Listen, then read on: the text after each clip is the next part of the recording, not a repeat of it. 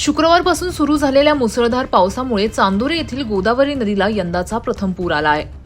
पुराचे पाणी आणि निसर्गाचे रौद्र रूप पाहण्यासाठी परिसरातील नागरिकांची मोठ्या प्रमाणात गर्दी होत आहे। मात्र याच गर्दीत काही स्टंटबाज आणि उल्लडबाज युवकांकडून बेशिस्तीचं उल्लंघन करण्यात आल्याचा धक्कादायक प्रकार समोर आला आहे। पुराचा आनंद घेण्यासाठी आलेले काही तरुण हातामध्ये पाण्यात वाहून आलेल्या सापाचं पिल्लू आणि साप हातात घेऊन एकमेकांच्या मागे पळत असल्याचं दिसून आलंय। जीवाशी खेळ करणाऱ्या या युवकांमुळे मोठा अनर्थ घडण्याची शक्यता नाकारता येत नाही। प्रशासन कुठे?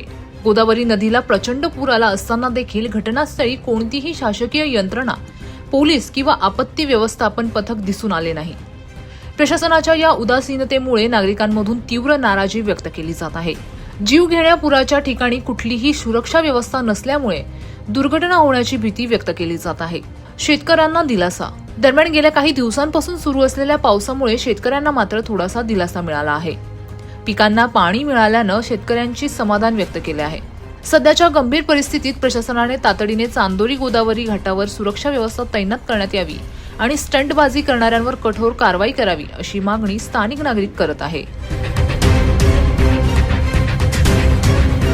पाऊस शेतकऱ्याच्या दृष्टीने अतिशय समाधानकारक झालेला आहे आणि जवळजवळ सोयाबीन पेरणीच्या मापात जमिनीला वल गेलेली आहे असा पाऊस झालेला आहे आणि अतिशय समाधानकारक गोदावरीला पहिलाच पूर आलेला आहे आणि सोयाबीनसाठी अतिशय उपयुक्त असा पाऊस झालेला आहे। कारण हा पहिलाच पाऊस आहे निफाड तालुक्यातला चांदोरी मधला, इतका पाऊस झालेलाच नव्हता। राहुल उन्हवणे, चांदोरीकर, नाशिक माझा, चांदोरी।